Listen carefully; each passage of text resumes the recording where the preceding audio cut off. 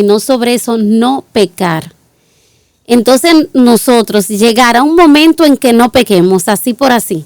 Simplemente ya hoy yo me levanté y yo hoy no peco. La última generación de hombres que vivan en la tierra quedará plenamente revelado el poder de Dios para la santificación. En ese contexto, Pablo se refiere a ellos como santificados porque es el propósito que deben tener, es la meta que deben tener en vista para ser alcanzada. Según lo que está planteando esta cita, la perfección del carácter no es un logro de la obediencia, es un logro de la fe.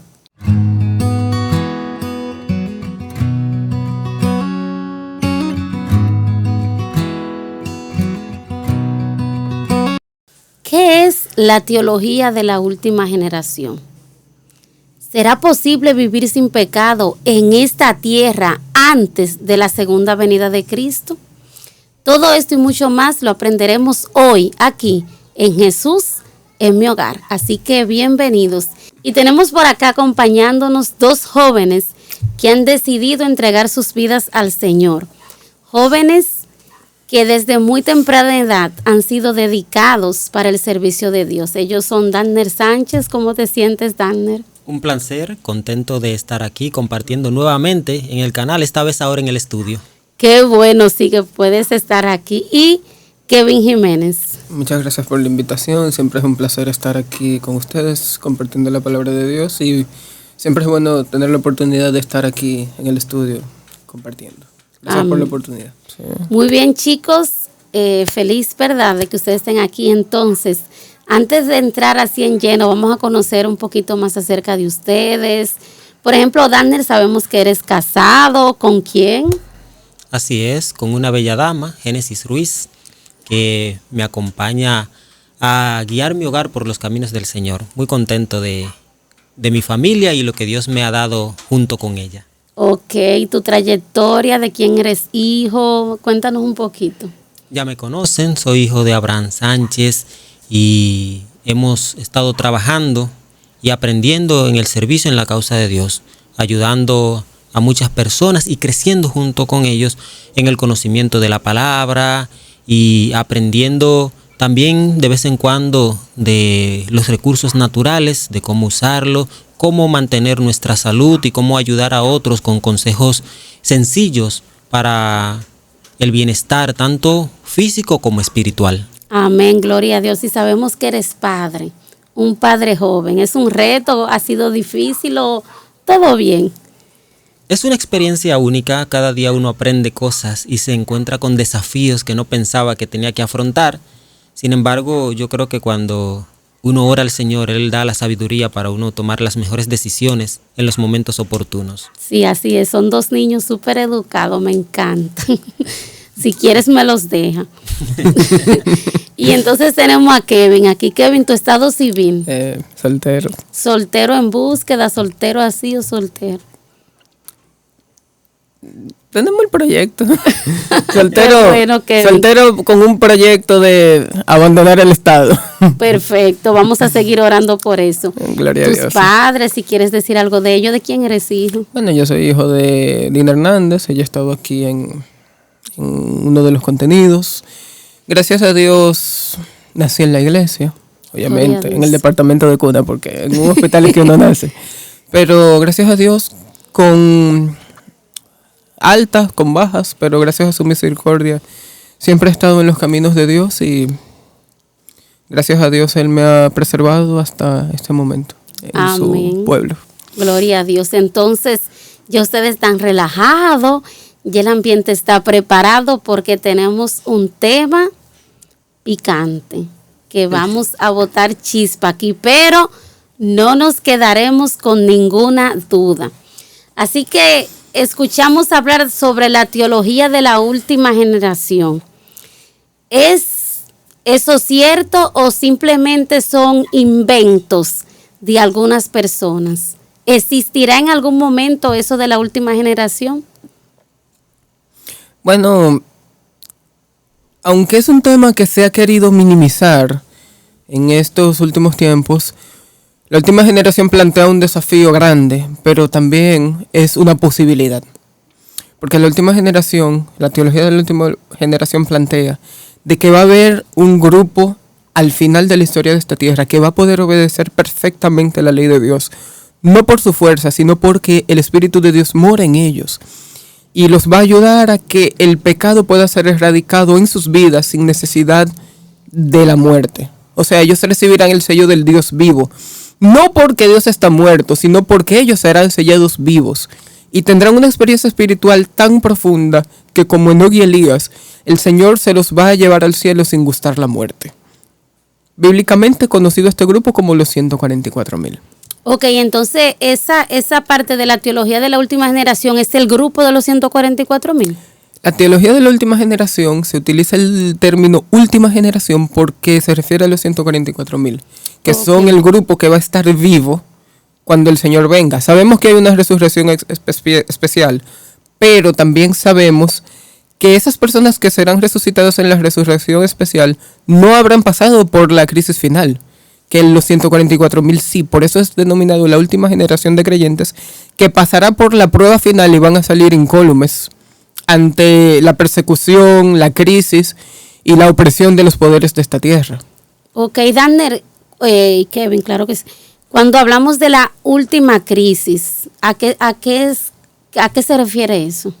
Si nosotros leemos en el Apocalipsis y vemos todo el panorama escatológico y del fin del tiempo, vamos a ver allí que hay una descripción de la condición del mundo en general, tanto político, social, concerniente a la salud, de una crisis global que va a afectar como resultado de los juicios de Dios, juicios previos y juicios posteriores de Dios, afectando a la gente y a la sociedad y a las comunidades como consecuencia de apartarse de la ley de Dios. Y agregando un poquito a lo anterior, a lo que se estaba hablando anteriormente sobre la última generación y si es posible, digamos que desde mi perspectiva es un tema natural, un desenlace natural. La gracia de Dios tiene poder de transformación, tiene poder para edificarnos. Y el propósito de la gracia de Dios es edificar el carácter de Cristo en nosotros. Y la palabra de Dios siempre cumple el propósito por el cual se envía. Así que la palabra de Dios debe lograr obtener el objetivo en tu corazón, en mi corazón, de una santificación y llevarnos a un estado de impecabilidad, como dice San Juan. Dice, el que es nacido de Dios no peca ni puede pecar. Eso es producto del poder de la gracia obrando en la vida del ser. Bueno, Danner, ahora como que está el asunto cobrando un sentido más o menos diferente, porque ya no te voy a preguntar sobre la última generación, sino sobre eso, no pecar. Entonces nosotros llegará un momento en que no pequemos, así por así. Simplemente ya hoy yo me levanté y yo hoy no peco. Decir así por así quizás sería minimizar la ardua obra del Espíritu Santo en la vida de la persona. El Espíritu Santo va trabajando. La palabra lo describe. El reino de los cielos es semejante a una mujer que puso levadura en una masa. Y puso esa masa y esa masa empezó a leudar. Hay una transformación desde el interior que va efectuando el Espíritu Santo por una obra de poder y una colaboración con el Espíritu Santo personal. Y eso va aumentando y creciendo. Y al final, una aptitud correcta por parte de la persona que va sufriendo esa transformación, por parte de nosotros, es la aptitud de Pablo. No pretendo haberlo alcanzado, sino que prosigo la meta.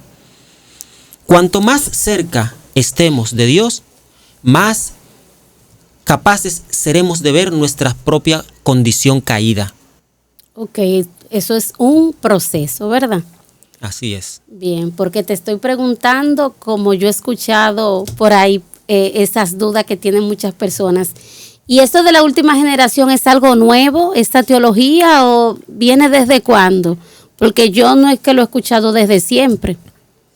La teología de la última generación fue expuesta y, por así decirlo, fue hecha o fue organizada por el pastor Milian Andreasen. Él empezó a exponer esa teología en la década de 1930. Disculpa, Kevin, antes de que nos hable sobre esa historia, ¿quién era él? para poner en contexto a las personas que nos ven. Milian Andresen fue un destacado pastor de la Iglesia Adventista del Séptimo Día que vivió en el siglo XX. Y él era profesor de Pacific Union y también fue el teólogo más destacado del tiempo post Elena de White. En ese periodo de transición entre el adventismo de cuando Elena de White murió a la maduración del adventismo, él estuvo presente. Okay. Él fue como un puente generacional porque él la conoció, llegó a hablar con ella y fue un representante, un exponente de la teología de la última generación que alcanzó, por así decirlo, un orden establecido en la publicación de su libro El Santuario y su Servicio, que fue publicado en la década de 1930. Pero la teología de la última generación, de la cual él era el máximo exponente, alcanzó su punto álgido o su clímax en la década de 1940. Y de ahí en adelante ya él fue que le dio forma a esa teología y esa teología le ganó muchos seguidores a lo largo de los años. Y esa interpretación cayó un poquito en el olvido según pasó el tiempo por las diferentes corrientes teológicas a la que fue sometida esa teología, pero hace unos años para acá el tema ha vuelto como a revitalizarse. Exacto. Y por eso es que por lo menos cuando yo era adolescente no escuchaba tanto eso como cuando yo entré a la juventud, porque ha habido en este tiempo un despertar, tanto de personas que están de acuerdo como de personas que están en desacuerdo. Y el tema ha vuelto a salir a la luz dentro del mundo adventista del séptimo día. Agregar a eso que uno de los focos principales por el que la teología de la última generación ha tomado más relevancia en este tiempo es precisamente por el hecho de la solución del pecado y la solución de la salvación. Nosotros tendremos que haber dejado de pecar. ¿Habremos dejado de pecar para la venida de Cristo? ¿Es un requisito para llegar al cielo? ¿Qué es lo que Cristo o lo que Dios o el cielo espera de nosotros como cristianos y nuestra conducta para este último tiempo?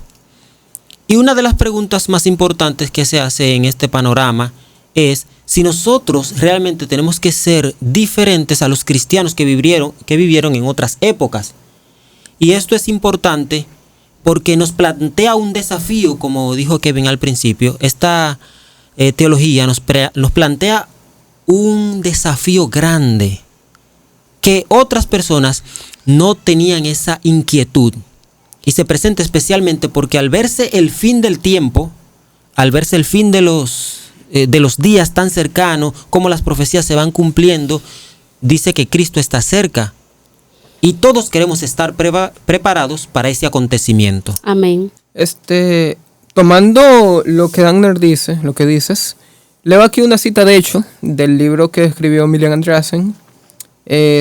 Aquí está en el capítulo de la última generación, la página 245, dice. Disculpa, Kevin, ¿cómo se llama el libro? Por si alguna persona quiere buscarlo, si está en PDF, si tiene que comprarlo, ¿cómo puede conseguirlo? El libro está en internet, el libro se llama El Santuario y su Servicio, y pueden descargarlo, como yo lo tengo aquí en PDF, en una página que se llama Recursos Bíblicos. Perfecto. Ahí está el link y los pueden descargar. Está bien. Les recomiendo ampliamente la lectura del libro porque es excelente.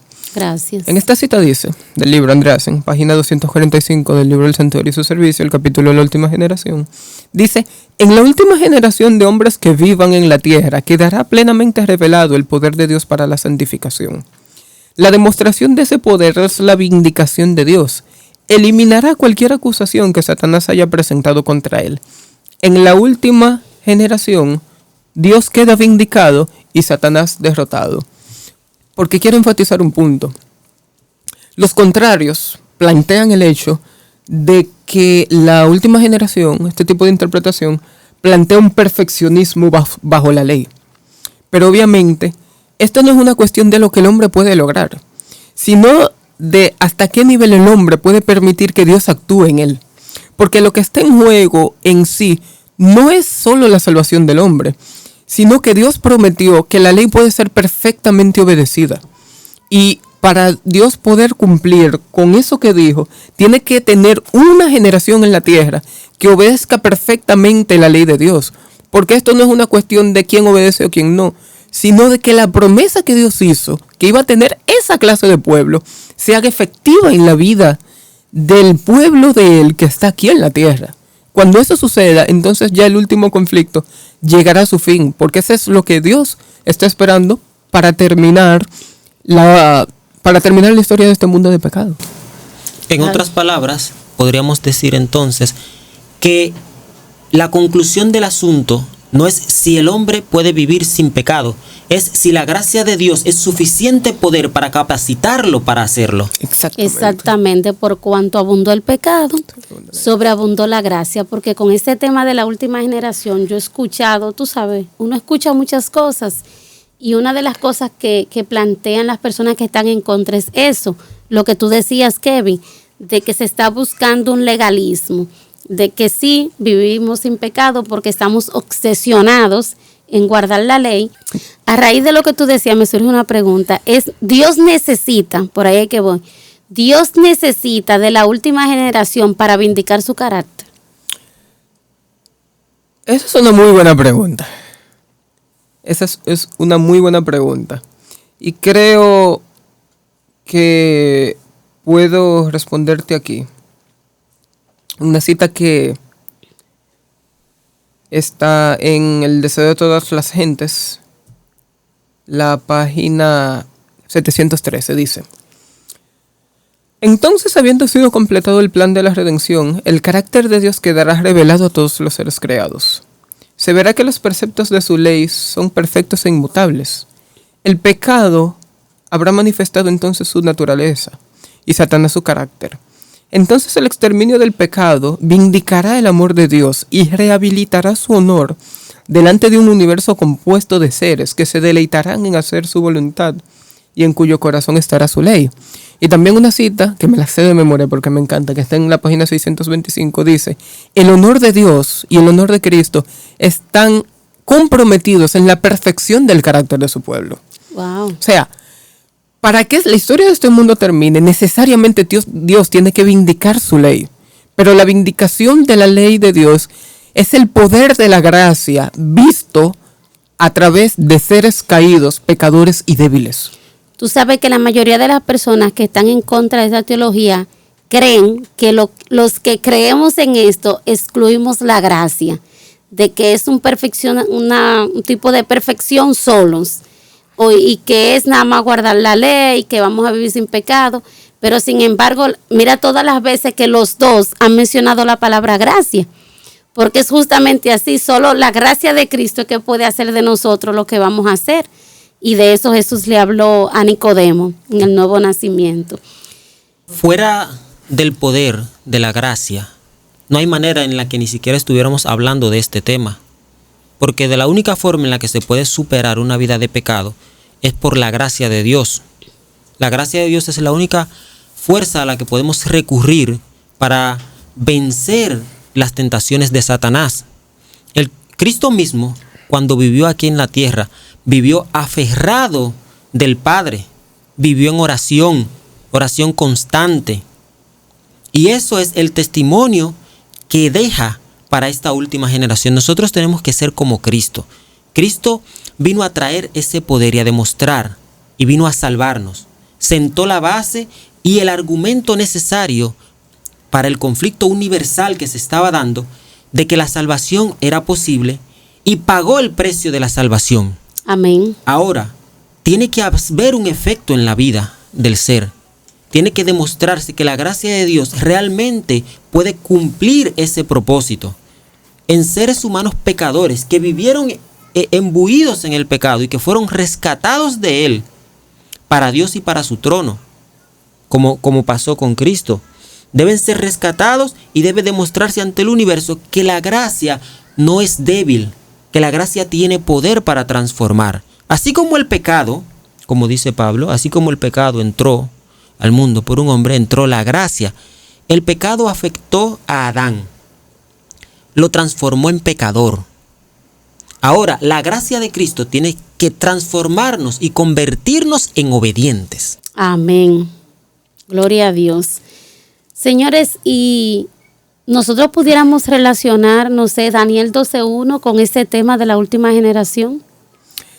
Sí podríamos relacionarlo, pero para finiquitar, por así decirlo, lo que Dagner decía, hay una cita bíblica que está en Romanos 8, 18 al 21 y dice así: Pues tengo por cierto que las aflicciones del tiempo presente no son comparables con la gloria venidera que en nosotros ha de manifestarse.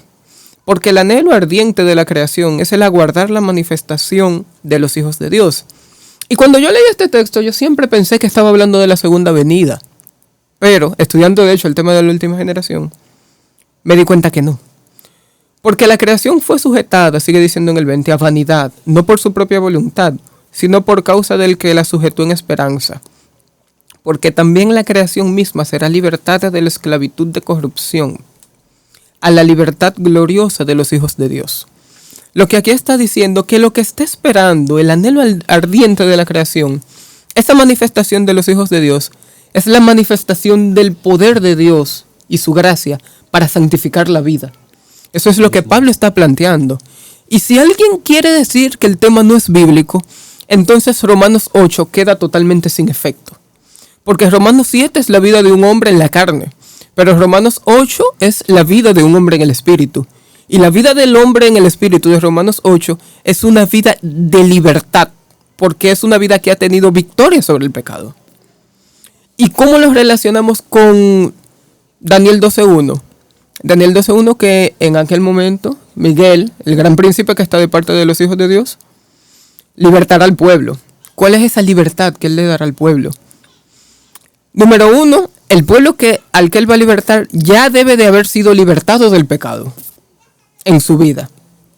Y número 2, lo va a libertar del mundo, no solo por el hecho de que los poderes de la tierra los están persiguiendo y porque si el tiempo no se acorta serán muertos, sino porque será una experiencia similar a la que pasó con Job, que lo probaron hasta lo sumo y vieron que el enemigo vio que Job era perfecto, y también por lo que pasó con Enoc y Elías.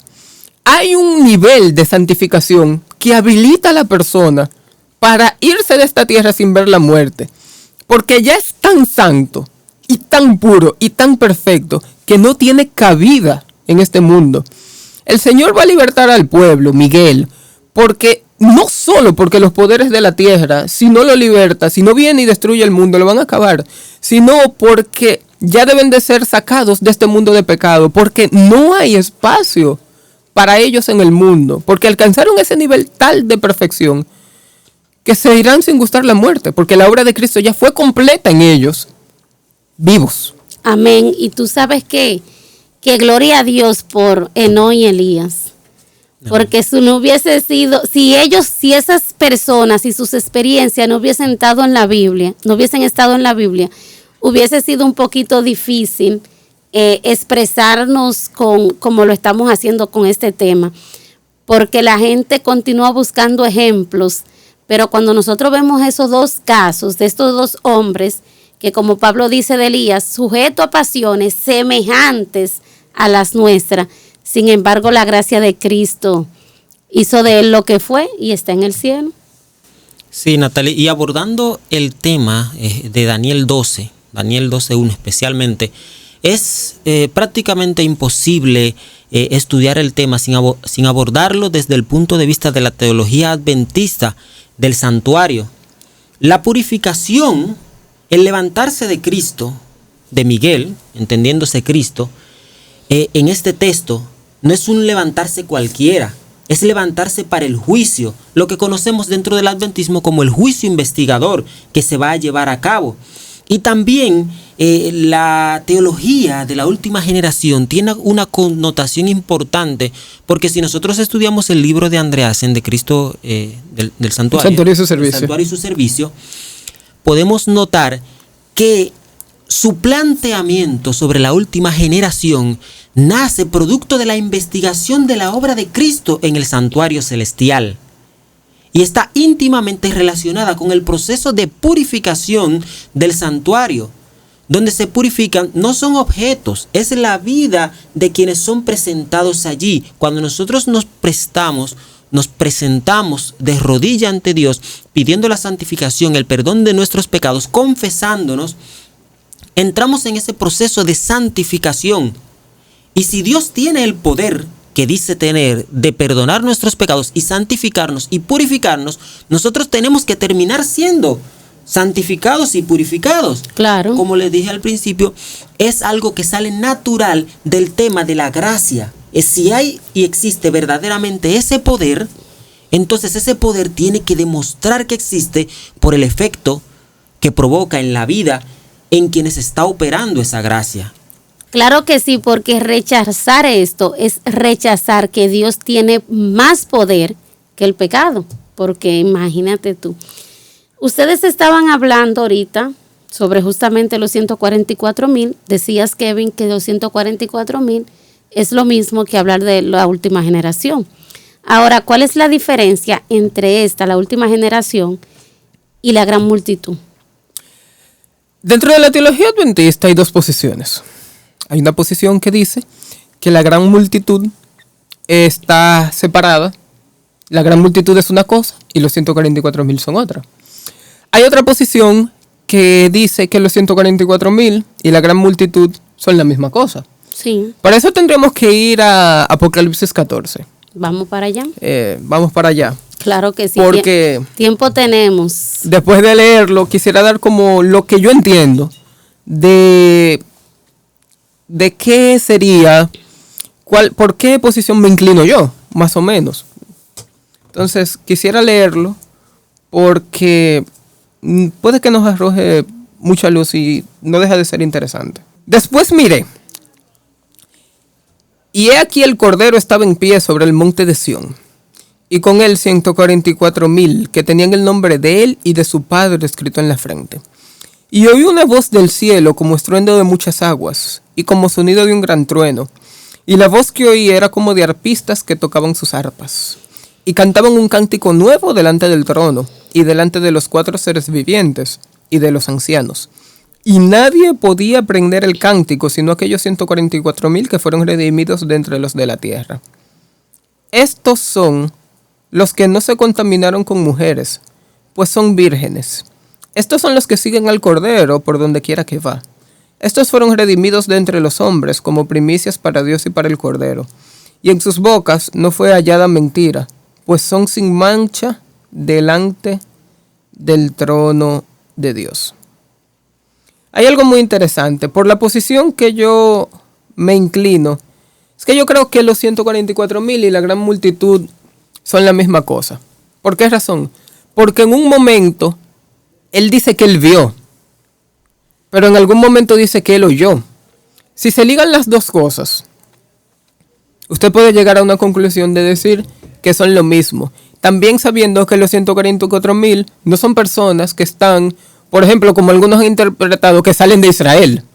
Son personas que han sido redimidas para Dios y para el Cordero, que cantan un cántico que también nadie sabe, solo ellos, y son personas que han sido redimidas de todas las partes del mundo. Porque hay una corriente que dice que los 144,000 salen de Israel. Pero tenemos que saber algo. Al momento que se toma la ilustración del pueblo de Israel y de las tribus, el pueblo de Israel hace mucho que estaba destruido y las tribus hace tiempo que no existían. Exacto. Por eso es que hay gente que dice, no, que hay que ir a Jerusalén. Hermano, no hay que ir a Jerusalén. Porque Juan está tomando un símbolo de algo que era, que ya no es. Porque Apocalipsis fue escrito por ahí por el 90 después de Cristo, y Jerusalén, que era la última tribu que quedaba, la tribu de Judá, fue destruida por los romanos en el año 70. Entonces, yo soy de la opinión que dice que la gran multitud y la 144,000 son los mismos, porque en una él ve, en una él oye, y en otra él oye, y las características que da pueden fusionarse y aplicarse de una manera directa a lo que ya venía narrando anteriormente. Entonces yo soy de esa corriente, pero me gustaría decirle que aunque no seamos 144,000, todos estamos en el deber de vencer el pecado. Amén. ¿Por qué razón? Porque la justificación por la fe no es solo pedir perdón. Dios no quiere solo que le pidan perdón. Dios quiere extirpar el mal. Por eso Palabras de Vida del Gran Maestro dice que la obra de la redención no es solo el perdón del pecado, sino que significa la extirpación completa del mal y el henchimiento de las gracias del Espíritu Santo en el corazón. Por eso es que en eso nos diferenciamos del evangelicalismo. Pide perdón, pero no solo perdón. Ese perdón tiene que habilitarte para limpiarte y darte el poder de vencer. Porque, para finalizar lo digo, resistir es una cosa a la que todos estamos llamados. Pero nosotros no estamos llamados a ser contenidos para salvarnos. Por ejemplo, en algún momento si yo robaba y ya no robo, yo debo de dejar de sentir el deseo de hacerlo. Resistir la tentación es algo y es el camino a la victoria. Pero eliminar cualquier tipo de atracción hacia el mal es lo que me da la victoria completa. Y ese es el logro de la gracia de Dios en los 144,000. Amén. Daniel. Sí, abordando el mismo tema de los 144,000, la gran multitud también, sin abordar el punto de si son lo mismo o no, hay algo que es bastante interesante, y es el hecho de que los 144,000 tienen una experiencia especial.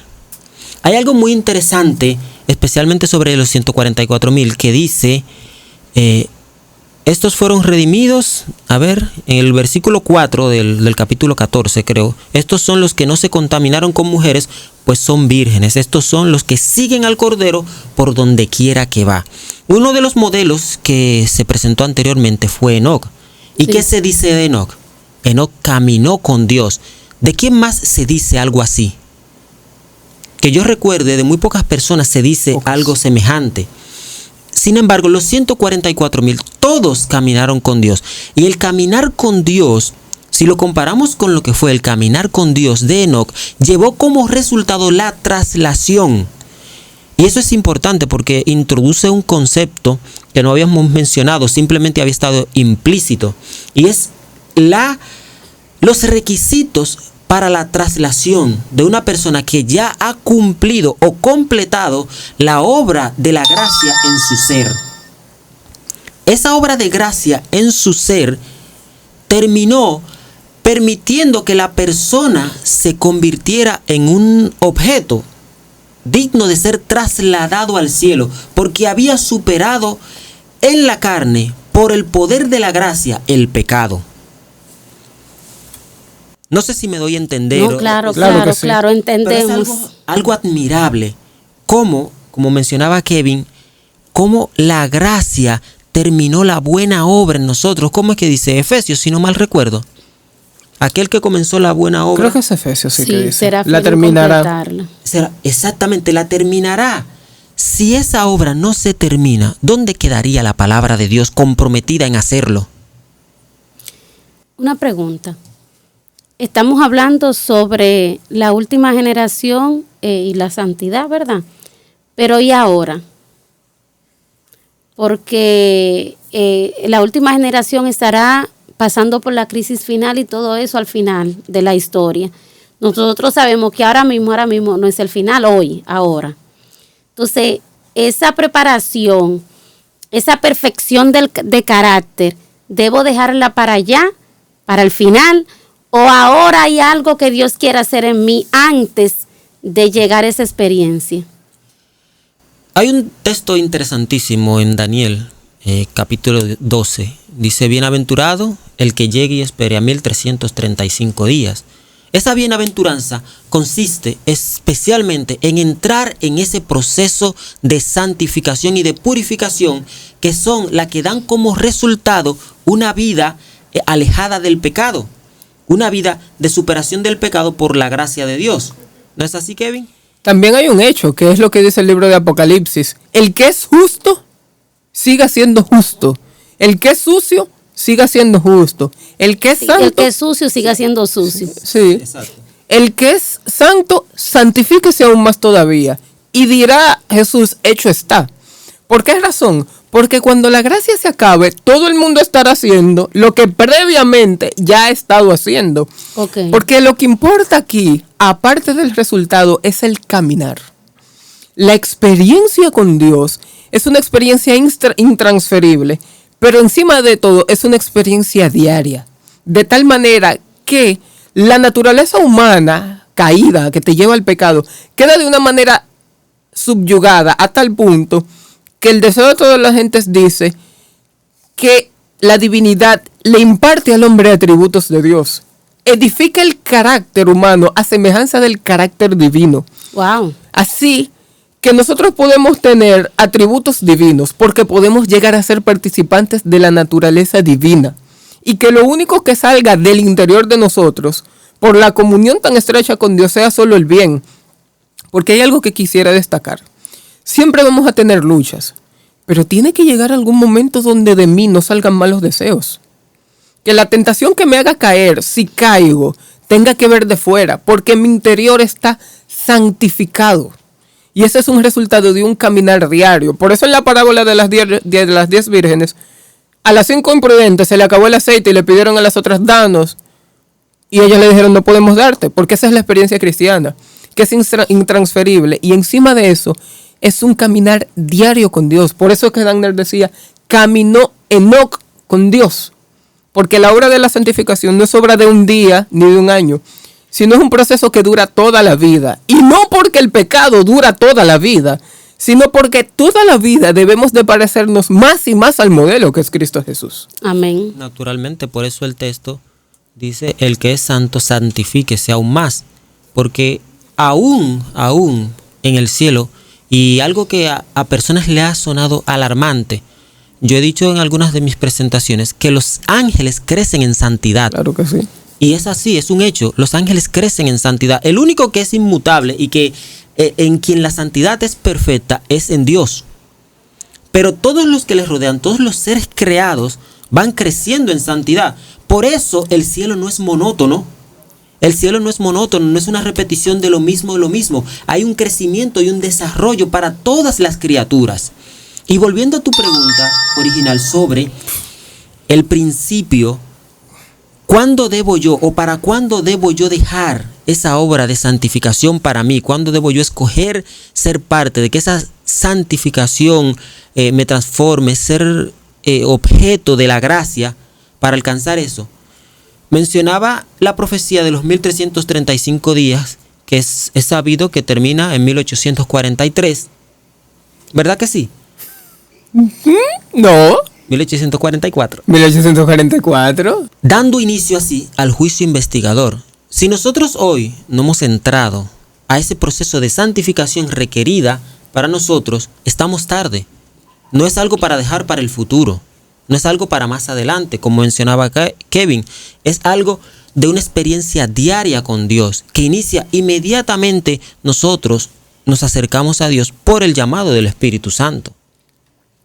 Danner, escúchame, Kevin, porque hay algo que no quiero que dejemos escapar. En uno de tus temas, yo escuché que tú mencionabas como si fueran peldaños, tipos, pasos de la santificación, y hacías la diferencia, porque tiende mucho a confundir en que yo tengo que ser santo, pero ¿qué tipo de santo? ¿Cómo tú pudieras aclarar eso un poquito, por favor?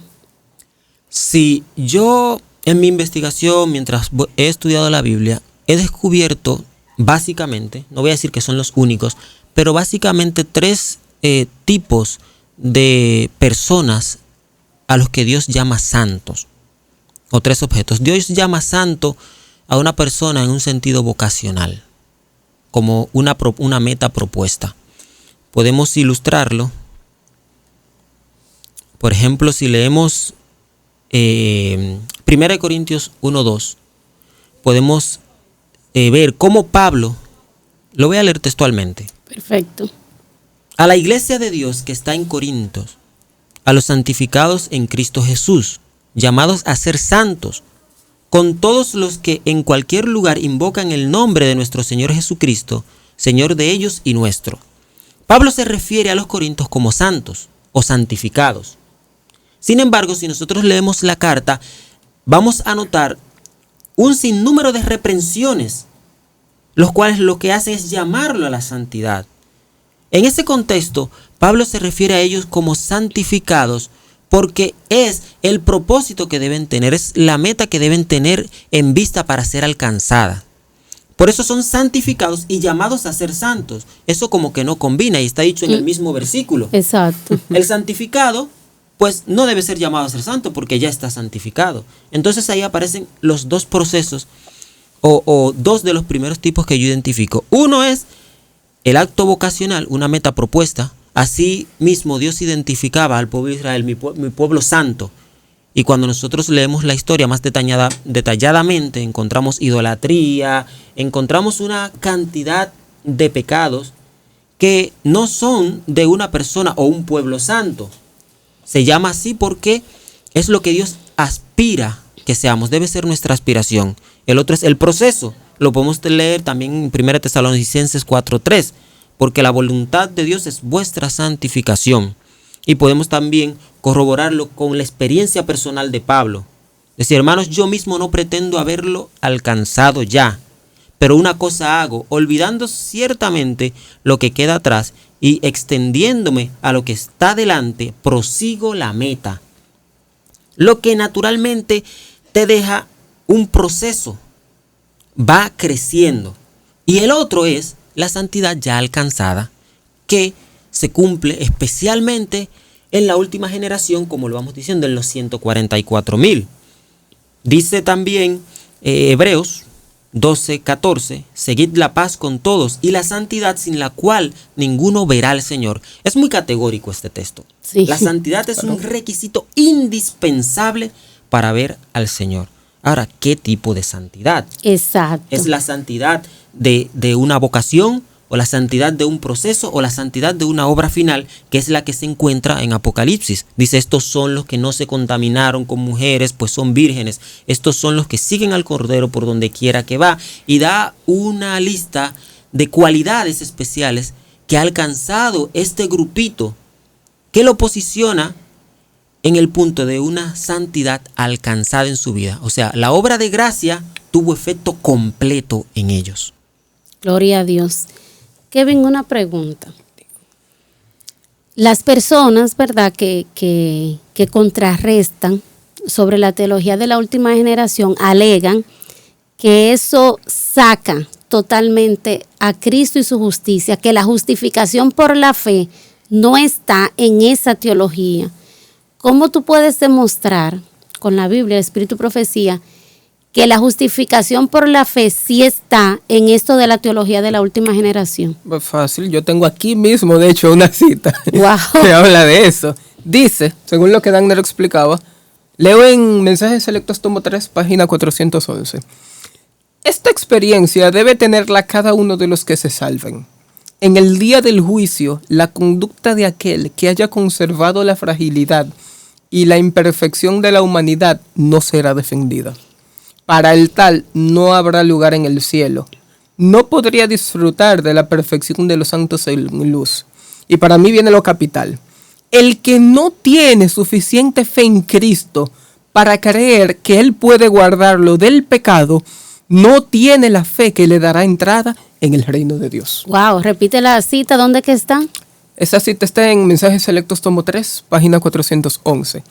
Según lo que la cita plantea, y vuelvo a repetir la parte final, el que no tiene la suficiente fe en Cristo para creer que Él puede guardarlo del pecado, no tiene la fe que le dará entrada en el reino de Dios. Según lo que está planteando esta cita, la perfección del carácter no es un logro de la obediencia, es un logro de la fe.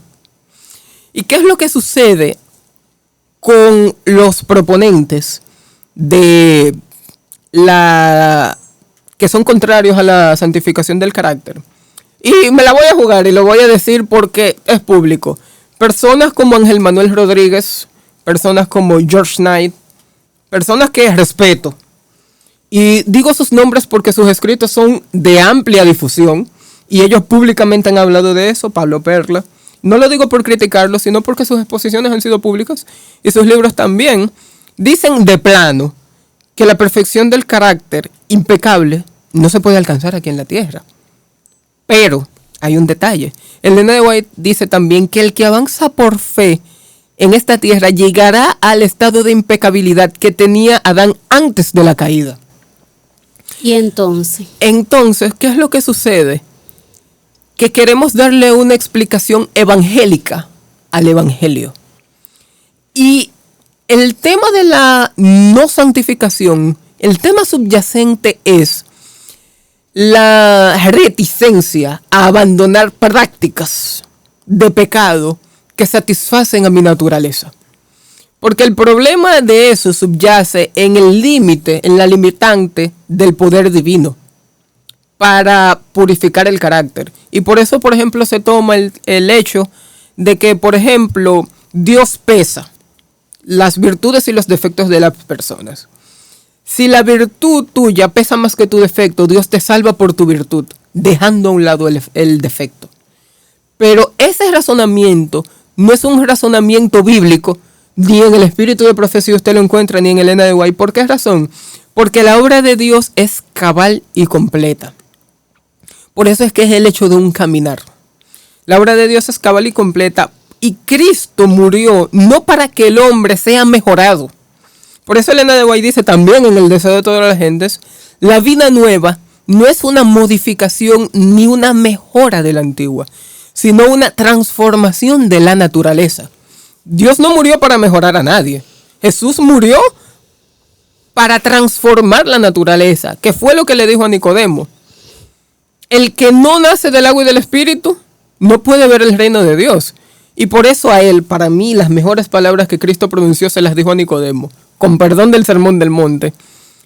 ¿Para qué murió el unigénito Hijo de Dios, el unigénito? Para que todo aquel que en él crea no se pierda, mas tenga ¿qué? Vida eterna. Vida eterna. ¿Y cuál es la condenación del mundo? Que la luz vino al mundo y ¿qué hicieron los hombres? La rechazaron. Amaron más a las tinieblas. ¿Por qué razón? Porque sus obras eran ¿qué? Impías. Malas. Entonces, estas personas se oponen a esto. ¿Por qué razón? Porque sus obras son malas al limitar el poder de Dios de santificar áreas de la vida que yo no quiero que el Espíritu de Dios penetre. Entonces, ese es el mayor problema que tiene esta creencia. Exacto, es lo que tú decías de los tipos de santificación, por eso no quería que eso se quedara, porque cuando nos vamos a lo primero, a la vocación, pues no, pero cuando terminamos, como tú terminaste, entonces sí. Sí, y si tú supieras que me gusta, voy a aclarar algo, me gusta partir desde el concepto o el entendimiento de que las personas mencionadas son sinceros en la búsqueda del Señor y que ellos realmente quieren alcanzar el cielo. Amén. Y que si dicen alguna cosa que no va acorde con la palabra de Dios o el tema que nosotros estamos tratando aquí, no es por cuestión de negarlo, sino por alguna deficiencia y que el Espíritu Santo está obrando en sus vidas. Claro. Sin embargo, es precisamente eso. Yo quiero leer Corintios 2:14, la primera carta a los Corintios. Dice, pero el hombre natural no percibe las cosas que son del Espíritu de Dios, porque para él son locura. Y grábense esa palabra, para él son locura, y no las puede entender, porque se han de discernir espiritualmente. Desde mi perspectiva, caer o llegar a la conclusión de que una vida sin pecado no es posible en esta tierra, no es una conclusión bíblica, sino una conclusión basada en la experiencia propia de la lucha con el pecado sin el poder de la gracia de Dios. Repite. En otras palabras, yo me propongo vencer X pecado en mi vida. Un pecado recurrente, que yo lucho, oro, me arrepiento, pido perdón, pero vivo cayendo y cayendo en él. Termino concluyendo que no es posible vencerlo porque yo no tengo fuerza. Y en ese contexto es completamente comprensible. Es imposible para el hombre natural vencer el pecado. Pero cuando contemplamos eso desde el poder de la gracia, podemos entonces entender lo que dice Juan cuando dice que el que es nacido de Dios no peca ni puede pecar. Entonces, ¿cuál es el contexto? El contexto es, tratamos de superar el pecado o la vida de pecado mirándonos a nosotros mismos, comparando nuestras fuerzas, o lo hacemos aferrándonos por fe a la palabra de Dios, como la cita que leyó Kevin hace un momento. La fe suficiente en el poder de Dios, en el poder de la gracia, debe provocar en nosotros un efecto transformador que nos capacite, nos dé la idoneidad para ir al cielo. Ahí mismo, en ese mismo orden, quisiera leerte esta cita en La fe por la cual vivo. La extirpación del pecado es un acto del alma. En su gran necesidad, el alma clama por un poder que no posee en sí misma y que viene de lo alto y por medio de la operación del Espíritu Santo, las facultades superiores de la mente quedan imbuidas de fortaleza para librarse de la esclavitud del pecado. Así mismo es. Eso está en la página 93. Entonces, cuando se analiza el tema de la santificación desde la perspectiva correcta, desde la perspectiva del poder y la gracia de Dios para vencer el pecado, entonces vamos a notar que es muy fácil entenderlo. Ahora, ¿cómo dijo Cristo que se supera esto? Este espíritu no sale si no es con ayuno y oración. O sea, tiene que ser el resultado de una comunión perfecta con el Padre, que fue lo único que mantuvo a Cristo sin pecado en esta tierra. Lo que mantuvo a Cristo sin pecado en esta tierra fue la comunión con su Padre. No fue ningún tipo de ventaja espiritual o por causa de nacimiento o heredada o implantada como un milagro desde el cielo. No, fue la comunión con el Padre que mantuvo a Cristo alejado y protegido de las tentaciones y le dio la fuerza para resistir el pecado sin caer en la tentación. Porque la lucha del cristiano contra el pecado debe ser sin caer en ella, no cayendo en la tentación.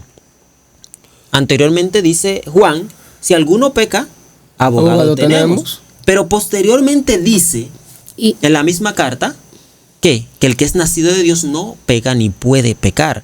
Esos textos no pueden ponerse en contradicción, deben ponerse en un proceso de crecimiento y de desarrollo.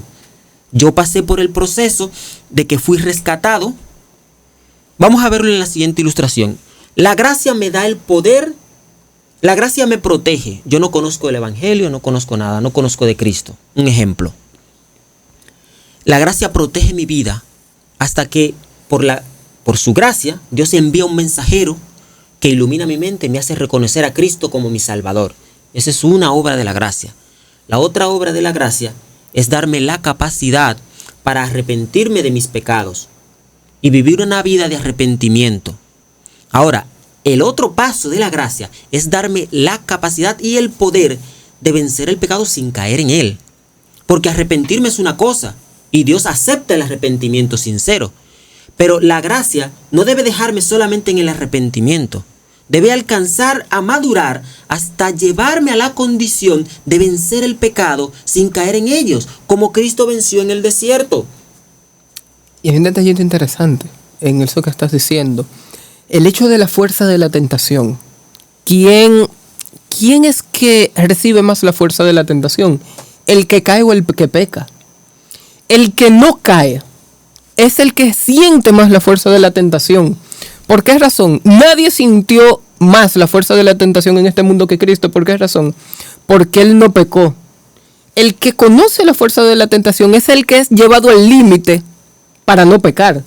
Porque el que peca se dio a la fuerza. Sucumbió. Pero el que llega al límite es aquel que sabe el sufrimiento que es mantenerse puro, pero por fe lo afronta y por fe triunfa. Así por la gracia de Cristo. Me encanta que lo más que han mencionado es eso, la gracia. Porque quienes hablan en contra de esto creen que los que creen en la última generación excluyen la gracia. Pero es imposible para el ser humano vivir, respirar, existir sin la gracia de Cristo. Y gloria a Dios por eso. Amén. Amén. Quisiera decir algo. No sé, a veces fracasamos en nuestro caminar cristiano porque muchas veces el diablo nos lleva a ver nuestra condición. Y cuando nosotros vemos nuestra condición, nosotros quedamos sin esperanza. Hace poco estaba predicando en una cadena y una hermana se había levantado mal ese día y me decía, hoy yo amanecí perdida, yo me siento perdida y yo veo, y ella se puso a ver todo lo que ella no había alcanzado. Y cuando vio todo lo que ella no había alcanzado, se sintió más perdida todavía. Y yo le dije, hermana, usted ha sido llamada a ver lo que usted no ha alcanzado, o usted ha sido llamada a ver lo que usted con Jesús puede alcanzar. Y la hermana se frenó y me dijo, yo necesitaba escuchar esto, dime más. Y yo le dije, mientras vemos nuestra indignidad y nuestra debilidad frente al mal, siempre nos vamos a sentir mal. Pero Cristo dijo algo: si yo fuere levantado de la tierra, a todos atraeré ¿a quién? A mí mismo. Y dice también: miradme a mí, sed salvos ¿qué? Todos los términos de la tierra. Y si por si acaso necesitamos alguien que nos ayude, porque a veces como humanos necesitamos ver un referente más allá de Cristo, porque mucha gente dice, no, porque Cristo era Dios. Hebreos 11 te presenta un grupo de personas que sufrieron lo mismo que nosotros sufrimos y triunfaron. Por ejemplo, aquí en Hebreos 12 dice: por tanto, nosotros también, teniendo en derredor nuestro tan grande nube de testigos, despojémonos de todo peso y del pecado que nos asedia, y corramos con paciencia la carrera que tenemos por delante, puestos los ojos en Jesús, el autor y consumador de la fe, el cual por el gozo puesto delante de él sufrió la cruz, menospreciando el oprobio, y se sentó a la diestra del trono de Dios. Considerad aquel que sufrió tal contradicción de pecadores contra sí mismo, para que vuestro ánimo no se canse hasta desmayar. Esos testigos de los que te hablan aquí no solo son las personas que nos rodean. Esos testigos son las personas que se mencionó en la galería de la fe de Hebreos 11. Y esas personas te demuestran que se puede, que hay humanos que lo han logrado, y que si tú necesitas un referente, ve a Hebreos 11, porque la Biblia no esconde los errores humanos, porque el poder de Dios se manifiesta en la debilidad humana. Por eso Elena White dice que Dios no esconde la imperfección del hombre, para que nosotros podamos ver en qué los grandes héroes de la Biblia fallaron, que eran hombres como nosotros, y cómo Dios puede restaurarlos. Amén. Por eso hay muchas personas que toman, por ejemplo, no, que Abraham, y explican el tema de la justificación por la fe con Abraham, por ejemplo. Lo explican con personas que cayeron feo, con David, con este, con aquel. Pero usted nunca va a ver que esas personas te expliquen la justificación por la fe en la vida de Jesús, en la vida de Juan, en la vida de Moisés, en la vida de Elías, en la vida de Enoc. ¿Por qué razón? Porque si hay referentes, vuelvo a decirlo, correctos y claros, de lo que será la última generación, son las personas que fueron llevados vivas al cielo. Porque ese es el objetivo de Dios. Entonces, Abraham, con todo respeto, está salvo, pero no es un referente perfecto de lo que el poder de Dios puede lograr en la humanidad, sino los que fueron traspuestos por el mismo hecho. Sabes que es bastante importante que tú hayas hecho esa salvedad, porque es una inquietud natural. Se me han acercado varias personas. Recientemente una me dice: yo estoy preocupado porque es que yo tengo 10 años en la iglesia y yo sigo luchando con el pecado. ¿Cuándo es que yo voy a alcanzar ese estado de impecabilidad? Entonces, si yo no lo voy a alcanzar nunca, viviría en un estado de agonía porque estoy sucumbido en el pecado. Tendría esa sensación de perdición en la vida. Y es bastante importante eso, porque si el estudio de este tema no nos lleva a un acercamiento a Cristo y nos lleva entonces a la desesperación porque el pecado nos está aplastando, entonces el objetivo de este tema es peor que la solución. ¿Entiendes? Entonces es importantísimo eso que tú resaltaste sobre el enfoque de la vista. ¿A quién miramos? ¿Cuál es el problema cuando vemos que nuestra condición, cuando Satanás nos engaña, porque es Satanás que nos engaña y nos dice: tú no eres merecedor porque tú pecas y vuelves y caes y vuelves y caes? El problema es que nos estamos mirando a nosotros mismos y estamos dejando de mirar a Cristo. Cristo es el modelo. Nosotros no somos referentes ni siquiera para nosotros mismos. Nuestra conducta, nuestra incapacidad no es referencia ni siquiera para nosotros mismos. La única referencia es el poder de Cristo, la capacidad de Cristo. Amén. Y enfocados allí es que podemos vencer el pecado. Amén. No es mirando nuestras debilidades. Es como, a mí me pusieron un ejemplo una vez. Y se ha puesto ese ejemplo en distintos contextos. Y le voy a poner este ejemplo. ¿Cuántos billetes falsos tú necesitas conocer para saber y conocer el verdadero? Ninguno. Conociendo bien ninguno, el verdadero. El verdadero. Exactamente. Conociendo el billete verdadero, no importa cuántos billetes falsos te presenten, Tú sabrás identificar al verdadero y sabrás reconocer que los demás son falsos.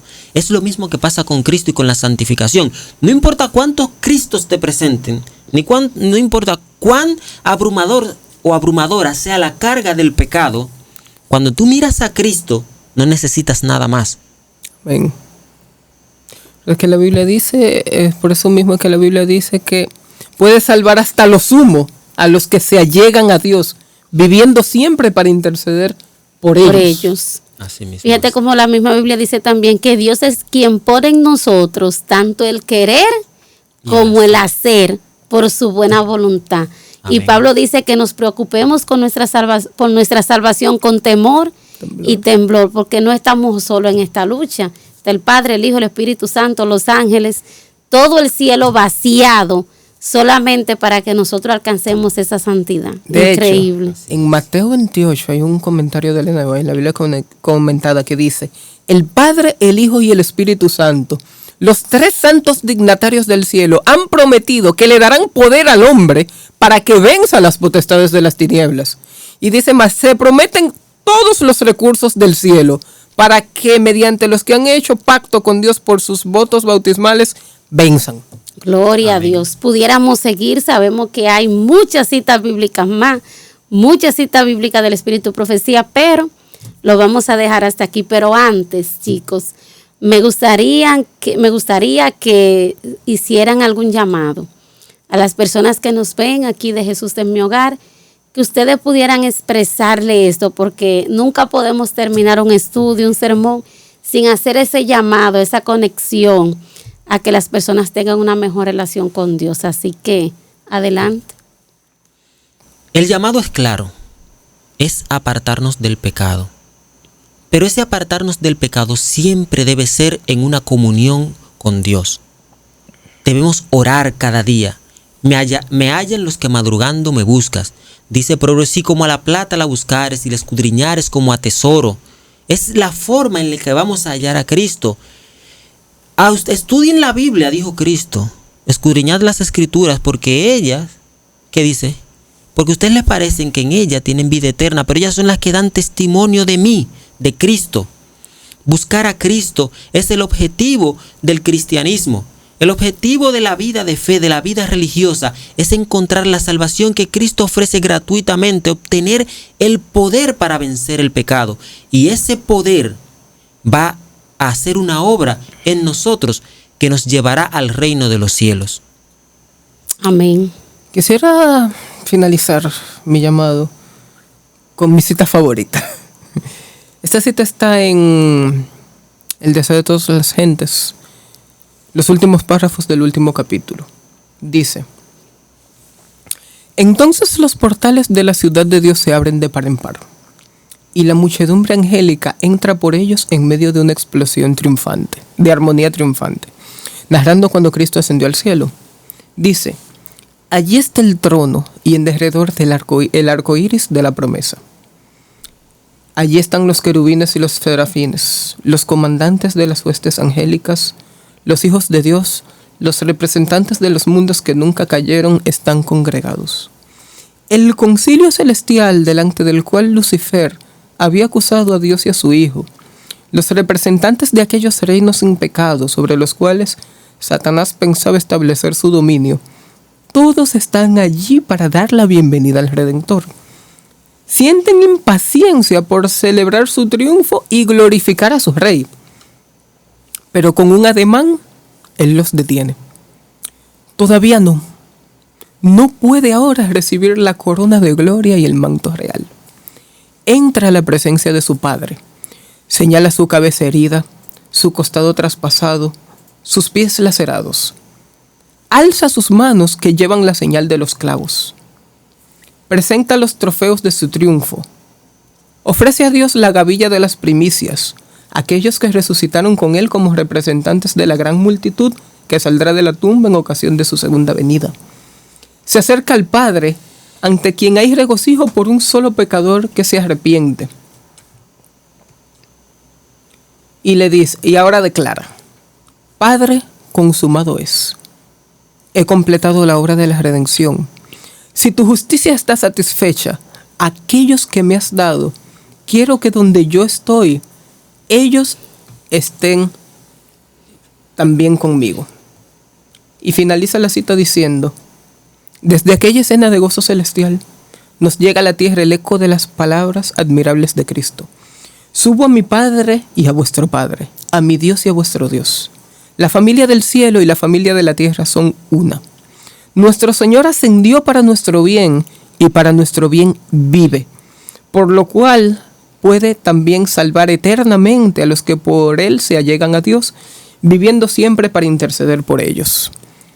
Quiero decirle que la nota más exaltada todavía no se ha tocado, que el vestido más puro todavía no se ha vestido, y que la alabanza más sublime todavía no se ha dado, y que la bienvenida que el Redentor se merecía todavía no se ha dado, porque Jesucristo decidió que todo eso se va a hacer cuando la última generación acabe la obra que Él le dio aquí en la tierra. Y quiero decirle que el cielo también está esperando por nosotros.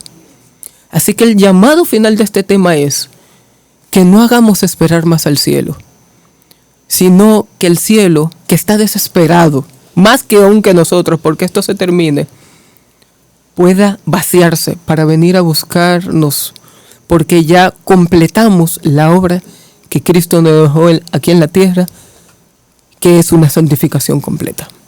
Amén. Gloria a Dios. Chicos, agradecidas del Señor profundamente, desde aquí de Jesús en mi hogar, le decimos a ustedes también gracias por venir, por acompañarnos y sobre todo por dejarse usar de manera maravillosa del Señor al exponer este tema. Que el Señor les siga bendiciendo, que Dios prospere su vida en todos los aspectos y que continúe cuidando sus familias. Amén. A ustedes, gracias. Gracias por quedarse hasta el final. Gracias por acompañarnos. Les rogamos que continúen buscando del Señor cada día más, que compartan nuestro video, que se suscriban si no lo han hecho, le den me gusta y denle al botón de unirse. Nadie sabe qué encuentran por ahí. Así que hasta la próxima y que Dios les bendiga.